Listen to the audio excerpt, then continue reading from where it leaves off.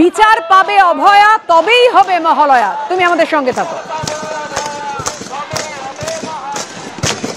অনেক ব্যানার, অনেক পোস্টার এনেছে, তাদের সবাই প্রণাম জানাচ্ছি, শ্রদ্ধা জানাচ্ছি।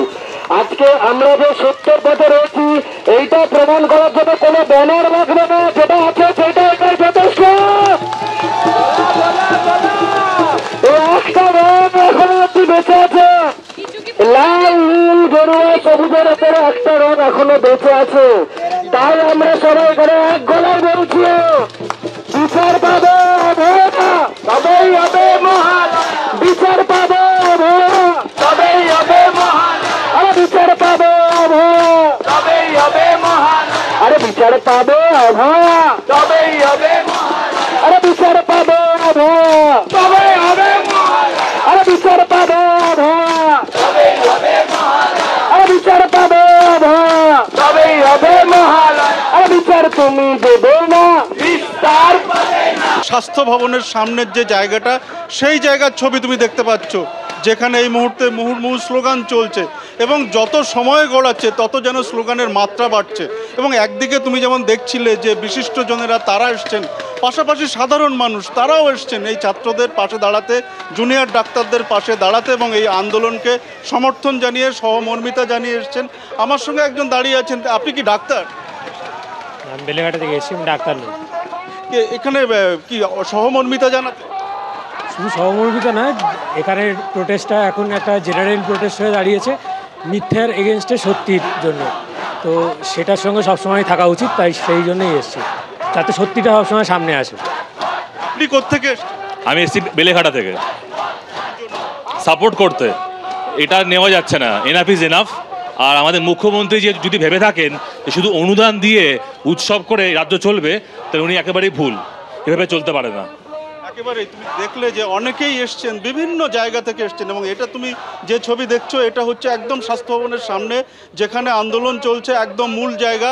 এবং তার আশপাশের এলাকাটা অর্থাৎ রাস্তা জুড়ে বিভিন্ন জায়গাতে বিভিন্ন গোষ্ঠীবদ্ধভাবে দল বেঁধে তারা কিন্তু আলাদা আলাদাভাবে দাঁড়িয়ে আছেন, বসে আছেন অনেকেই, যারা শুধুমাত্র জুনিয়র ডাক্তার নন, অনেকে বিশিষ্টরা এসছেন, অনেক সমাজের সাধারণ মানুষ, তারা কিন্তু সহমর্মিতা জানিয়ে সমর্থন জানিয়ে এই আন্দোলনে সামিল হয়েছেন। এবং সব মিলিয়ে এই আন্দোলন যে আরো দীর্ঘায়িত হবে তা কিন্তু বলার অপেক্ষা রাখে না। একদমই ছবিতেই সেটা স্পষ্ট হচ্ছে। আমাদের অপর প্রতিনিধি পুরুষোত্তম নারায়ণ পণ্ডিত আমাদের সঙ্গে রয়েছেন।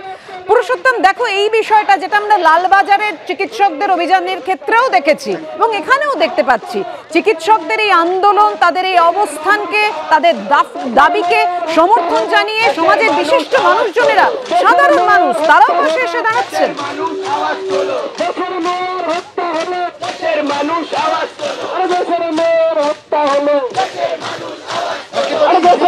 আমরা এখানে দেখতে পাচ্ছি লালবাজার অভিযানের সময়ও যা আমরা দেখেছিলাম আজকে স্বাস্থ্য ভবনের বাইরে, বলা যেতে পারে ঠিক তেমনই এক ছবি এখানে ধরা পড়ছে ক্যামেরাতে। এখানে স্বাস্থ্য ভবনের সামনে ডাক্তারেরা অবস্থান করছেন, তারা নিজেদের আন্দোলন চালিয়ে নিয়ে যাচ্ছেন। নিজেদের যে দাবি নিয়ে তারা এখানে উপস্থিত হয়েছিলেন, স্বাস্থ্য সচিব সহ আরো স্বাস্থ্যকর্তার, উচ্চপদস্থ স্বাস্থ্যকর্তার পদত্যাগের দাবি নিয়ে, তাদের সেই দাবি এখনো পূরণ হয়নি।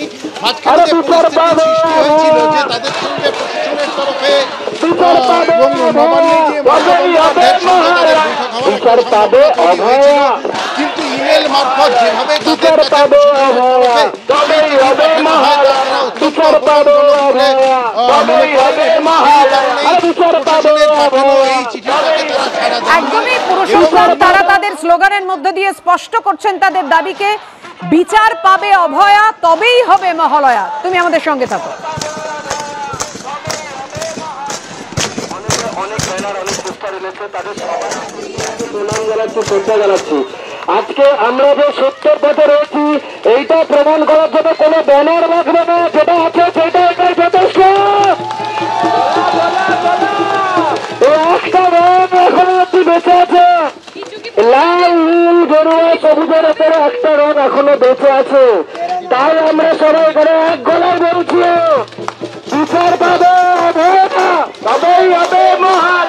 বিচার পাবে অভয়া, তবেই হবে মহান। আরে বিচার পাবে অভয়া, তবেই হবে মহান। আরে বিচার পাবে অভয়া, তবেই হবে মহান।